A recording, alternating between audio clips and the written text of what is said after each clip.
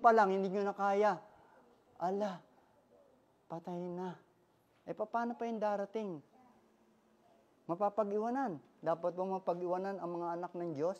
Dapat nga kayo yung nauuna sa marcha Hindi yung sumusunod lang Dapat tayo yung nauuna, sumusunod na hindi mananampalataya. Di ba? Tayo mismo. Anong sabi sa Proverbs 29:18-19? Pwede ko rin Tagalogin. Where there is no vision, the people perish. But he that keepeth the law, happy is he. A servant will not be corrected by word for true and understand. He will not answer. Kasi hindi nila nauunawaan. Hindi sila kumikilos kasi hindi nila nauunawaan. Kawawa naman. How about children of God? You understand the Word of God and you listen. Ang problema kung hindi nyo nauunawaan at hindi kayo nakikinig. Eto, napakaganda sa Tagalog Kung saan walang pangitain ang bayan, ay sumasama. Ngunit siyang mag-iingat ng kautusan, ay maligaya siya. Maligaya ba kayo ngayon? Talaga. Maligaya kayo, palakpakan. Ito pag sinabing maligaya, dapat yung 2024 nyo, hindi kayo dumaday. Ay, parang kulang ang aking naimpok. Ay, parang kulang ang aking trabaho. Lahat kulang no? Lahat kapos no? Dapat hindi ganun Sabi rito, kung maligaya, dapat complete. Kasi you know why? Noong 2024, ang taong masaya, napangitaan ng vision. Kaya tinatanong ko kung may vision Baka ang vision nyo lang, umaasa kayo sa mga boyfriend nyo, sa asawa ninyo. Hindi. Dapat kay Lord magmumula ang vision Sa 19, ang sabi ang alipin ay hindi magsasaysay ng mga salita, sapagkat bagamat nalalaman niya, ay hindi siya makikinig siya. Yun ang problema Walang pakikinig sa salita ng Panginoon. That's the problem. Yung wala siyang pakikinig. Kaya nga napapag-iwanan Vision or visionary leadership relies on divine guidance. Proverbs warn that without a clear vision, rooted in God's wisdom, people lost focus and purpose. Walang divine intervention. Walang divine communication. Walang divine na pagtawag. Walang divine na pagtawag, ibig sabihin, hindi mo kailangan si Lord. Umaasa ka sa iyong kakayahan. Wala lahat Kaya walang vision na pumapasok. Kasi nagre-rely sa sariling strength. Aba! Huwag kang naku, lalo sa Japan, tatanda na lang tayo. Puro trabaho. Di ba? Gusto niyo magtrabaho na magtrabaho at magtrabaho na magtrabaho. Tatanda ng tatanda. Pagdating ng panahon, lahat ang itinrabaho ninyo, dahil kayo may sakit na, dun lang po ilalagay. Kawawa naman. Sa 20 years na tinrabaho, 30 years, yung naipon ko, dun ko lang pala ilalagay sa aking pagkakahiga. Di nakakalungkot ang buhay. Huy! Nasa Japan kayo? Nakatanaw ang mga tao sa Pilipinas. Ang aking tita, ang aking nanay, nasa Japan, yayaman na kami. Di ba? Ang hirap. Pero may magandang balita. God vision reveal on you.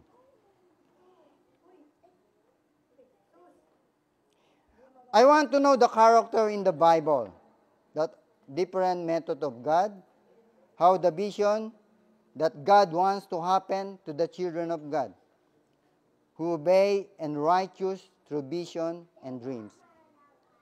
Eto, dreams Sino na naginip sa inyo? Nananaginip pa?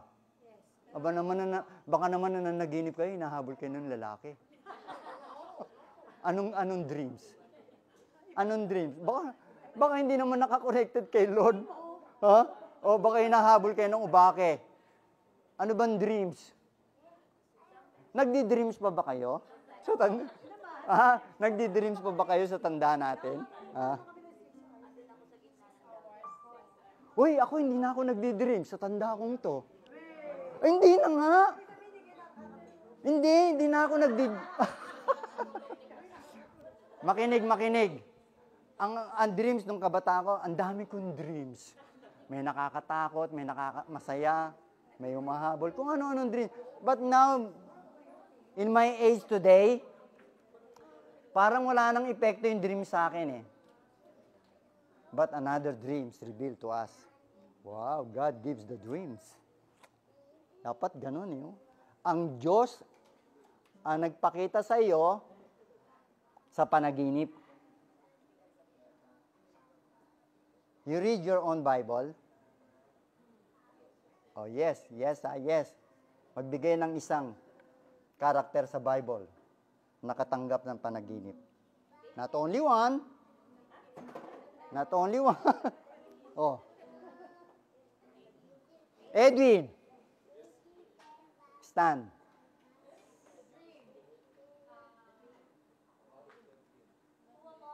Who is in the Bible? The character. Experience, dream. There are a lot of character in the Bible.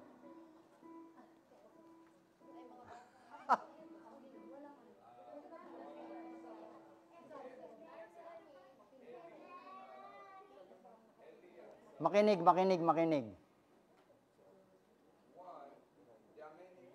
Example. You know the character in the Bible. What? Okay, Joseph the Dreamer. Kaya nga tinawag siyang Joseph the Dreamer. Dream ang kanya. It's a dream. Kaya tinawag siyang Joseph the Dreamer. Okay. Good. Thank you, Edwin. Okay, I choose Joseph. Si Joseph is a dreamer. Joseph the Dreamer. 7 show dream in the Bible. Joseph. Wow, 7, no? 7 dream. But yung dream na yon, very specific. Very valuable in the sight of God. Joseph dreams sees himself in his brother. Makinig. Joseph dreams sees himself in his brother binding sheep in the field. His brother sheep circle, kung basta na sa bukid, magkakasama sila at nag-group sila paikot na gano'n, magkakapatid. But Joseph, siya yung pinakabata. No? Continue Joseph dream. Around his own and bow low to the ground. Napanaginipan niya bakit nakapalibot sila.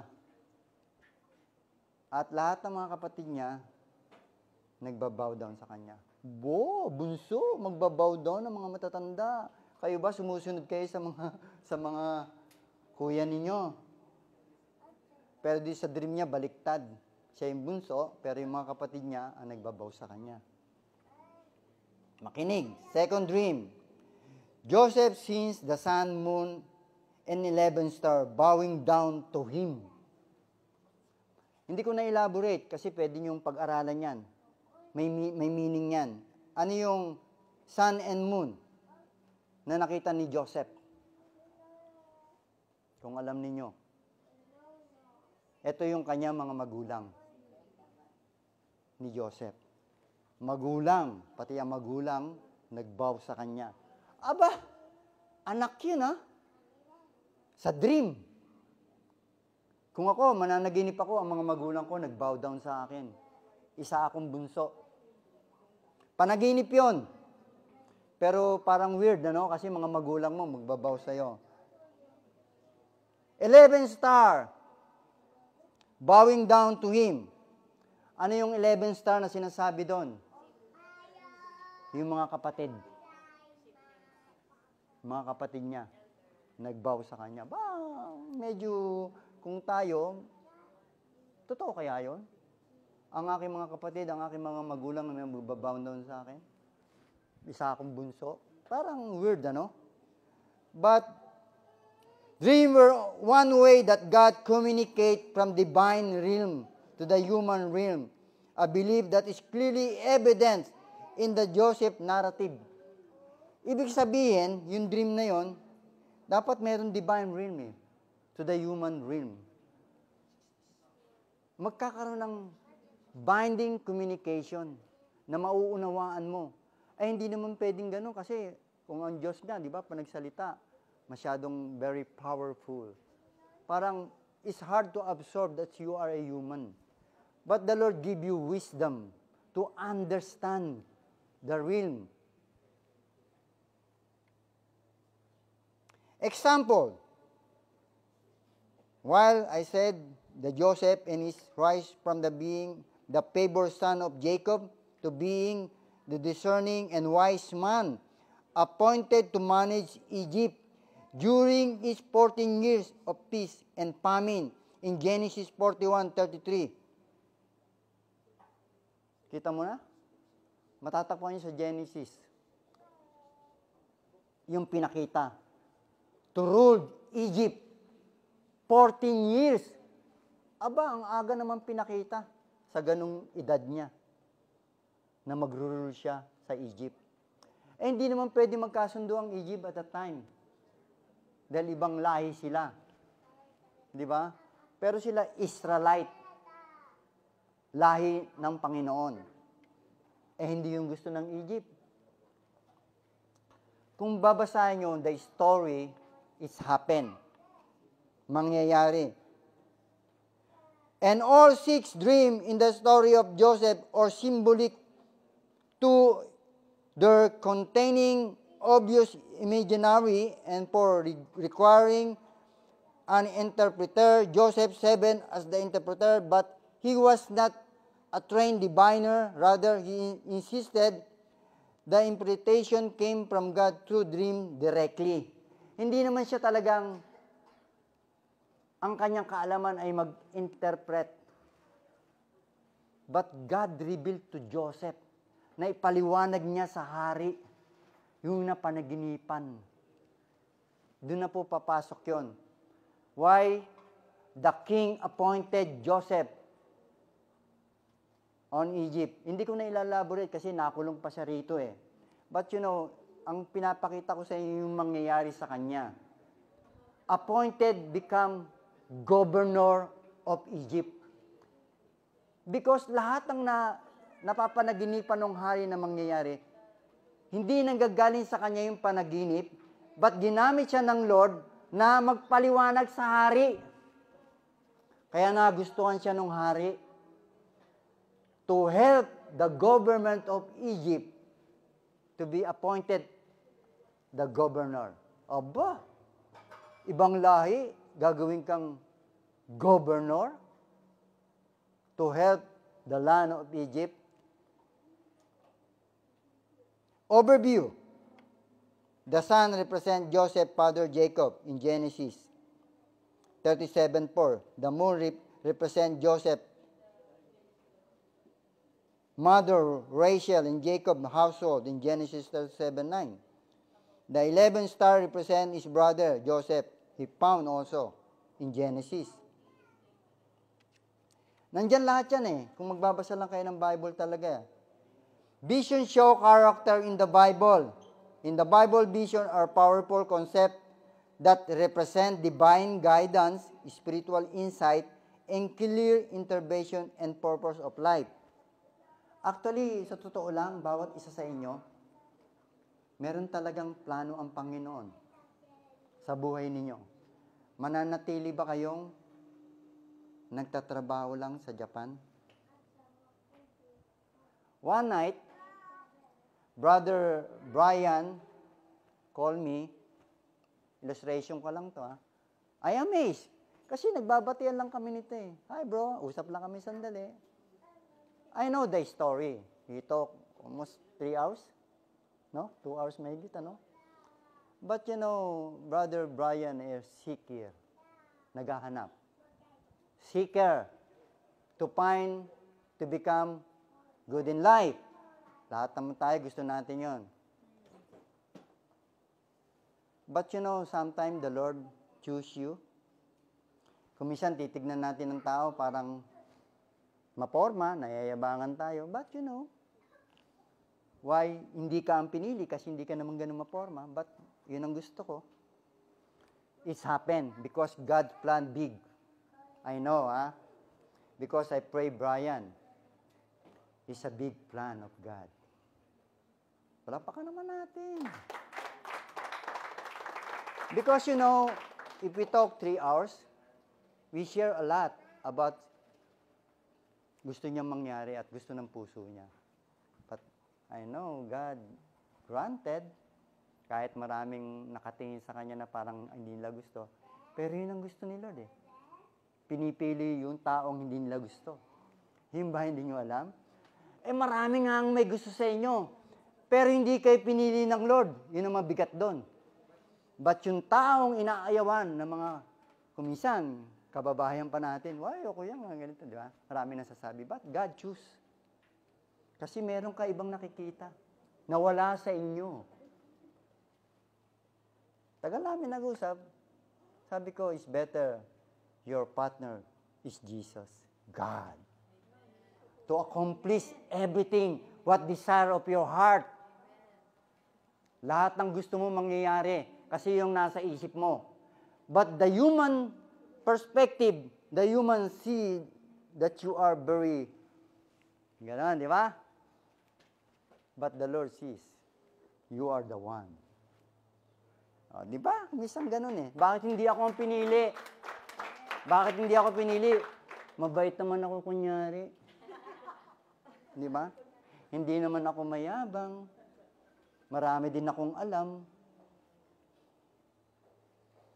In human perspective, ako nga, nung kabinataan ko mas gusto kong kasama ang mayayabang, mapoporma, maiingay. Mas gusto ko yon. But, hindi naman ako namimili even you are quiet. But, I can capable who you are. Dapat ganun. Don't look a person. Kasi ganun siya, ayoko na yan, kasama. Hindi, dapat ganun eh. Dapat you know how to handle your life. Na kaya mo kahit ano siya. Diba? The Lord, may makikita sa'yo. Yun ang pinipili ni Lord. But never surrender. The vision and dream are true. That prove that word of God to the children of God. Kaya sabi ko sa inyo where's your Bible? Your Bible, the Word of God, is the one to announce, to proclaim what the message of God. Kung talaga nagbabasa kayo, if you read the Bible, the Lord give you a dream and vision.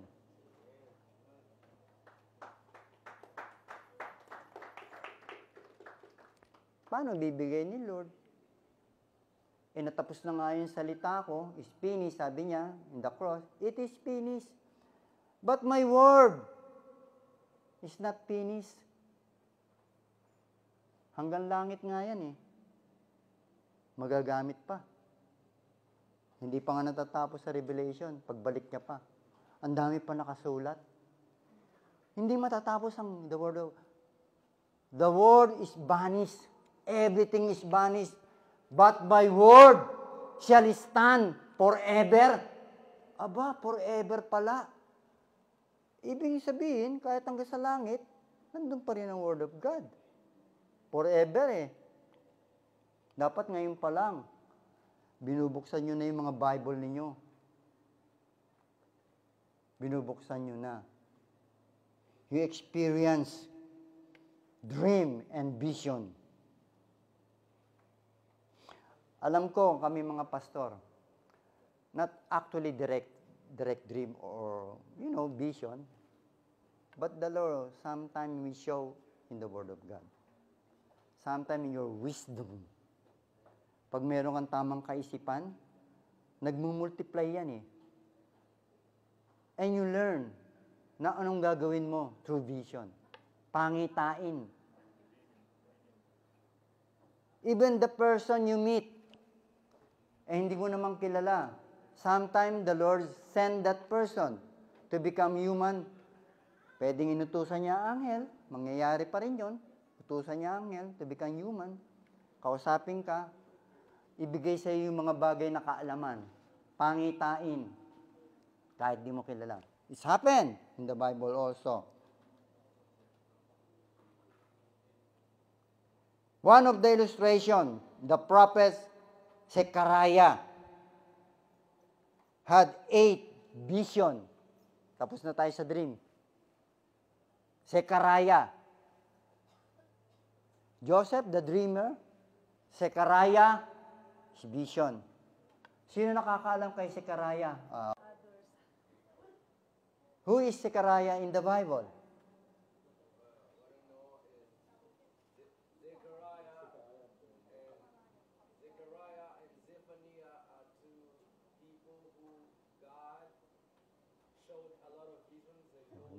Yes. Actually, Zechariah, hindi natin madalas binabasa. Ang binabasa natin ay ang Peter, Matthew, John, Paul, Book of Corinthians, di ba? Zechariah, if you read the book of Zechariah, the first chapter of the book of Zechariah, heavenly countries in Zechariah in chapter 1, verse 7 to 17. Horsemen patrol the earth and report on its condition the Lord promised to build in house of Jerusalem. Very deep lang. But you know, yung kanyang vision, napaka-lalim. Ang kanyang pinakita sa kanya ng Panginoon. Very deep. That's why you never understand sometimes. That's why you need search ng mga book para maunawaan mo. Kaya nga meron siya ritong 8 na aking sinulat. He found in Zechariah. Number 2, 4 horn and 4 craftsmen. Number 3, the surveyor. Number 4, the Joshua, the high priest. Number 5, the flying scroll. Di ba? Malalalim no? Bakit? May mga meaning yan. Bakit pinapakita sa kanya ng Panginoon? Bakit yung vision niya nandun? The woman in the basket. 4 chariot. The grove. Iba-iba But if you are not deep in your Christian life, you never, or sometimes you read your Bible, you never grasp. Mahirap unawain. But if you study the book of Zechariah, napakaganda. You realize, wow, the great vision. Kita mo nga, sila pinapakitaan ng ganon. Kasi matatapat sila masunurin. Ha? Kaya nga tinatanong ko, tayo ba'y matapat at masunurin? You never found, you never revealed to you the dreams and the vision. Several New Testament characters had vision also. Nasa New Testament na tayo, simple lang yung pinakita ko kanina sa Old Testament. Si Joseph and Zechariah. Actually, napakarami. Abraham, Jacob. Marami. Peter, while praying on a rooftop in Joppa, including Peter saw a vision of a sheet lowered from heaven containing animal, reptiles, and bird in Acts 10. And a voice told Peter to kill and eat the animal. But Peter refused. Listen, Peter refused, saying he had never eaten anything impure, madumi na hayop. The voice spoke to Peter again, telling him not to all anything impure that God have made clean. Bakit kaya pinakita yon? The animal. But the Peter perspective, impure. Ibig sabihin, madumi. But God said, telling again, another saying. Di ba? God made clean. Pwedeng kainin. Kumakain ba kayo ng baboy? Kumakain ba kayo ng rabbit? Kumakain ba kayo ng kung ano ba, ng mga animal? But of course, hindi tayo sanay sa mga bagay na ating hindi kilalang kainin. Very specific naman yung sinabi rito, hindi naman lahat ng animal kakainin. No? Number 2, Paul. Kilala niyo si Paul. Paul is a lot of book in the Bible. Siya ang sumulat. Di ba? Paul had several visions during his missionary journey. If you read the life of Paul, dati siyang accuser. Dati siyang mamamatay ng mga Kristiyano. But the leader of the government. Pag sino mga Kristiyano against the government, patayin. Persecutor, patayin yung mga yan. Ganun siya. Paul had several visions during his missionary journey, including one that sent is to preach in Macedonia, and another to encourage him to keep preaching in Corinth. Yun yung kanyang vision. Pumunta sa Macedonia to preach the gospel.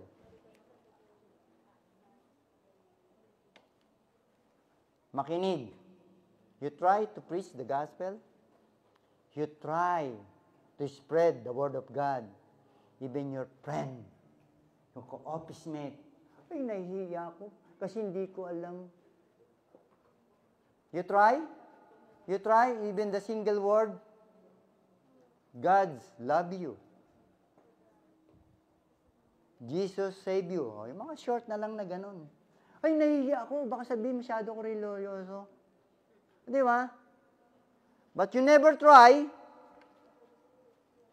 The Lord never appear. Kasi hindi mo ginagawa yung tungkulin mo bilang anak ng Diyos. But Paul is a great man of God. Habang siya'y naglalakad, the Lord revealed vision. Grabe, no? Kaya, Pastor and I, here in Java, this year, there are a lot of vision need to work. That's why the Lord sent worker. Alam nyo bakit? Ang dami. Kung ilan 3 years na, ang dami nag-invite sa meron sa Siga, meron sa Tokyo, meron sa kung saan-saan, Pulibasi, kung saan-saan lugar. But I never grasped kunin lahat. Kasi walang leaders eh. In and out, walang papalit. It's hard to get in the Philippines to have a leader or worker. But darating tayo doon. Now, I see, people volunteer to help, to support the church. Now is the time to go and preach to other places, this congregation. Maybe in Tokyo, you have a sister church in Tokyo. Di ba? Hindi ba kayo natutuwa? Palakpakan na natin si Lord. Na magkakaroon na kayo ng panibagong mga kapatid sa other places. Malapit na. John had a vision while exited in the island of Patmos that is described in the book of Revelation. If you read the book of Revelation, John, matindi ang pinakita sa kanya. Pinakita sa kanya yung mangyayari at darating. Sa Revelation, yung mangyayari. Sino nakabasa yung Revelation? Sino sa inyo nakabasa? Sino sa inyo nakabasa? Book of Revelation. Tapos hindi lang by verse Tinapos the book of Revelation, the last book of the Bible in New Testament. If you read, sabi nga rito sa Revelation, the book of Revelation, blessed, mapalad, ang nagbabasa ng huling sulat sa Biblia. That is Revelation. Alam niyo bakit? Why I say that? Na mapalad ang nagbabasa ng huling aklat ng libro sa Revelation? Mawawala ang takot ninyo. Mawawala ang pangamba. Mawawala ang hope ng pag-asa. Di dapat mawala di ba? Kasi mababasa niyo sa Revelation, ano yung mangyayari? What is happened now at sa darating? Aba, of course, nakakatakot. But the Lord give you courage because you read the Revelation, because you are ready. What happened? Pag hindi kayo ready, uy, naku, nanay ko nawala na. Uy, tatay ko, kuya ko nawala na. Kaibigan ko, ako na lang natitira. What happened to you? Takot ka na. Kasi hindi ka pala saved. That's the worst. Hindi ka pala saved. Hindi ka na-rapture. Naiwan ka. Di ba? Kaya kami mga pastor, ayaw namin maiwan kayo. Gusto ko kasama kayo. Kasi pagdating sa langit, tatanawin ko kayo. Nasaan kaya siya? Nasaan kaya siya? Naku, naiwan na. Paano ba yan? Nagkukulang yata ako ng aking mensahe. Hindi ko napaalalahanan. Uy, nandun siya. Salamat. Nandun siya, Lord. Di ba? Ay, si Pastora, nawawala. Aba, pwedeng mangyari yon. May pastor nga hindi Baka sabihin nyo sa akin, na-save ka, nasa langit. Si Pastor wala. Asa kaya si Pastor? Ba, yung Pastor nawala. Yung Pastor hindi rin saved. Di ba? Kaya nga ina-assurance sinisigurado ko Di ba? Okay. Tuloy. Last, Isaiah. Ito na lang. Last natin, Jesus. Jesus performed ocular miracle curing blind men in Jericho, Bethsaida. And Siloam, Jesus also often referred the future, including laying out a vision of event in camp in Matthew 24 chapter. Sino nakabasa nito in Matthew 24? Jesus performed miracle. Milagro ginawa ni Jesus. Ha? Walang nakabasa sa Matthew 24. Sino magaling?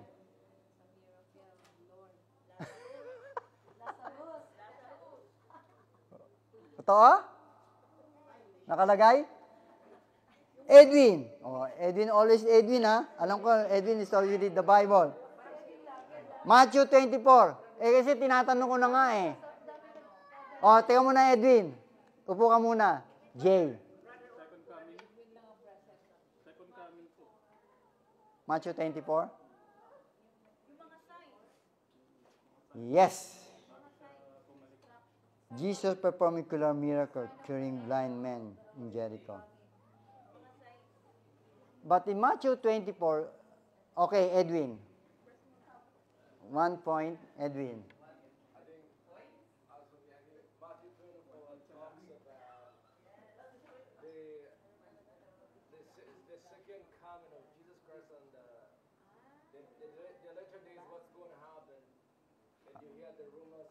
Okay, similar. Good. Yung nagsisearch sa sa internet, sino ba tatanungin ko? Sino gusto sumagot? Sige, okay lang Okay. Hindi, basta sa Matthew 24. Jesus performed ocular miracle, curing blind men in Jericho, Bethsaida. And Siloam, Jesus also often referred to the future. Tama yung kay Jay and Edwin. Including laying out of a vision of event to come in. Sa Matthew 24, actually, marami siyang inandong.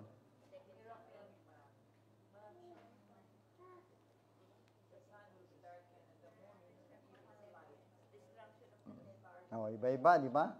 Tama naman. Tama naman yung sinabi ni Jay. Okay, continue.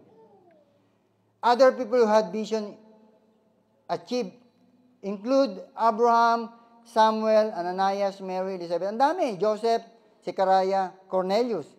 If you read the character in the Bible, it's amazing to perform vision and dreams. And the Lord referred to that person. Talagang binigay sa kanila. One also, Isaiah, the prophet, received vision from God. The vision, ito may pagkakaiba, no? The vision probably in Jerusalem temple that made him a prophet is described in a first-person narrative according he saw. God was overwhelmed by his contact with the divine glory and holiness. Aba, mabigat yun, ha? Talagang si Lord mismo. Naramdaman niya to contact mismo, no? To divine glory and holiness. Medyo may pagkakaiba, but is one of the great. Paano natin mararamdaman ng present ni Lord? Sabi ni Lord, kung ang aking salita ay hindi nyo nga binabasa, paano ako magpapakita ng vision and dream at paano ko ipararamdam na ako ito? You never open my word. That's why you never know who I am. Ang alam nyo lang, si Jesus, nagpapasan ng krus, ipinako sa krus, namatay, yun lang, tapos na. Nabuhay. Di ba?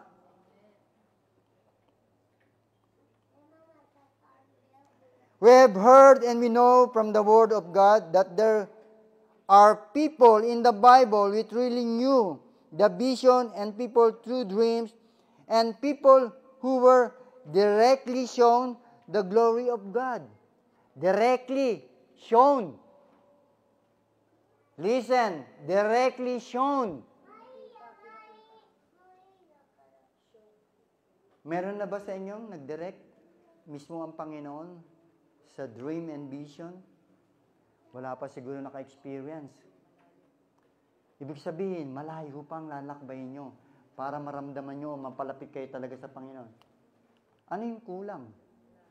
Ano yung kulang? Bakit hindi nagpaparamdam o what the word is the best? Parang napipil o nararamdaman ninyo, nakatabi mo lang si Lord na may sinasabi sa iyo. You know, the Lord spoke or speak to us every 3 to 2:30 to 3 up to 4 o'clock. If the Lord send the revelation, or not exactly dream, but slightly nakikita ko at gusto kong gawin na ipagagawa, ganong oras. Sa ganong oras. That's why I always tell to Pastora, may sinabi si Lord sa ganong oras. Pero siya, natutulog siya. But sometimes, Pastora told us, nagigising ako, may ganun sinasabi. Naramdaman nyo ba sa inyong buhay Kristiyano, when the first time you received Christ as your Lord and Savior, meron na bang sinabi si Lord sa inyo? O meron nang nagparamdam sa inyo? O meron nang slightly in dreams or vision? Pero, hindi pwedeng meron o wala eh. Ano mo, dapat may nababago muna sa buhay eh. Hindi magre-rebuild ang Panginoon kapag ang buhay mo ay hindi nababago. And you have sin in your heart. Never. Never. Hindi talaga. Hindi siya magpapakita pag merong kasalanan or you never perform what's the Lord's will in your life. Yun nga, napakasimple lang eh. You read your Bible.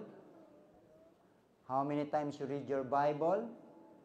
How many minutes or hours you pray? And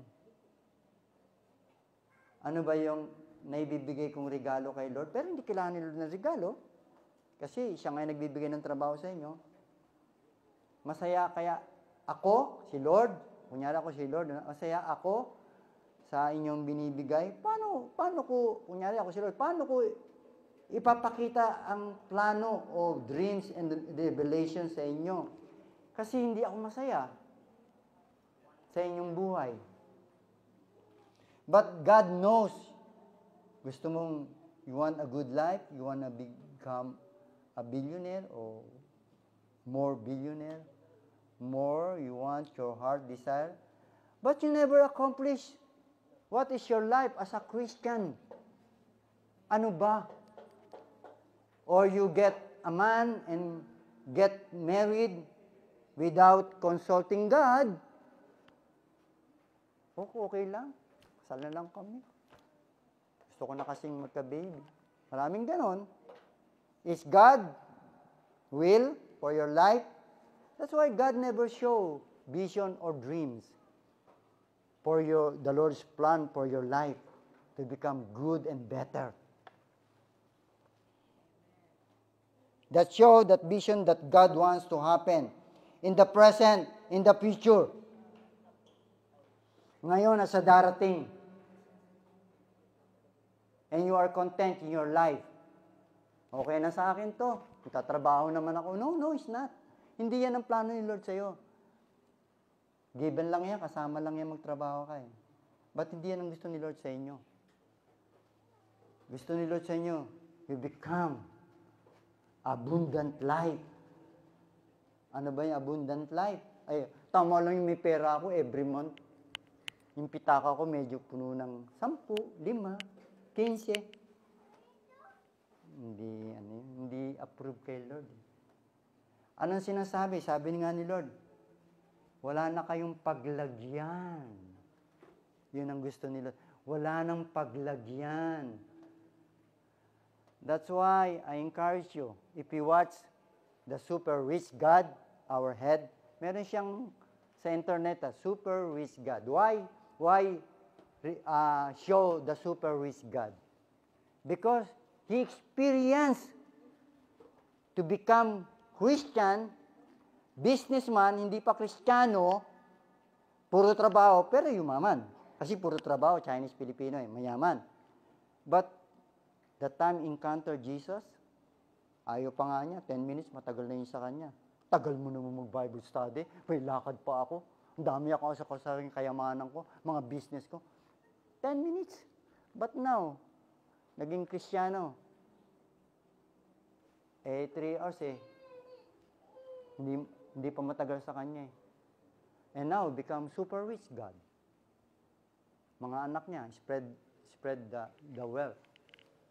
At pinagyaman pa. Ang sabi niya, Pastor, pakinggan niyo Pastor, dapat pala, bata ko pa siya nakilala. Hindi na ako masyado nahirapan sa akin to become millionaire. Nung nakilala ko si Lord, hindi pala kailangan maghirap. Mas madali. But you need accomplish what the Lord na gusto niya sa inyo. Tumayo tayong lahat. Now, 2025. Alam ko, lahat kayo, kung anong desire ng puso nyo, dali natin kay Lord. Actually, alam na ni Lord Kaya lang, the problem is your life. Your life is not good, is not best, is not great. Tama lang sa pananaw ni Lord. Pero sa pananaw mo, tama lang, okay lang. But the Lord wants you to become great. Great. You want to be great? You want to be great? Follow what the Lord wants in your life. Let's pray. Father, thank you so much today. Thank you, Lord, for your word, the example of vision, the character in the Bible. Not only the character of the Bible, Now generation, you also a part of the family of God. You receive Christ as your Lord and Savior. You're the Son of God. If you are true in your heart, you receive Christ as your Lord and Savior. The Lord show the performance or perform in your life to show you in dreams and vision what the Lord wants to do to accomplish your life. Hindi naman kailangan patagalin. That's the problem, your life. Gusto mo nang paikot-ikot. Gusto mong umikot-ikot ng mas malayong lalakbayin. Ayaw mo nang lumapit kay Lord para kasama mo si Lord na naglalakbay at naglalakad kayo sa mabalis na daan. Kapag wala ang Panginoon sa iyo, hindi mo alam kung saan ka lalakad.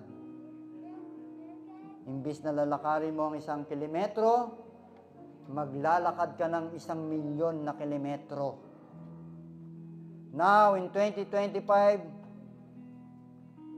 I want you to promise God. Kausapin mo ang Panginoon sa oras na ito. Bibigyan kita ng even 30 seconds to talk to God. What is your desire? What is your promise to God? At panghawakan mo yon. And the Lord will grant the promises.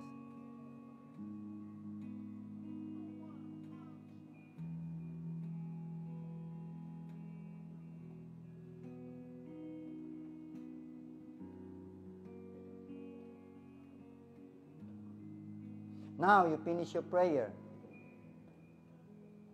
The Lord knows your heart.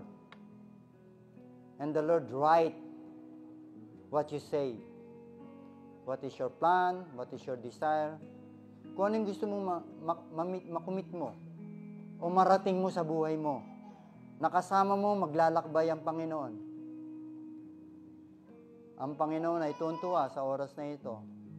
Kasi sa habang panahon ng iyong buhay, kung ano man ang edad mo ngayon, sabi ni Lord, salamat anak.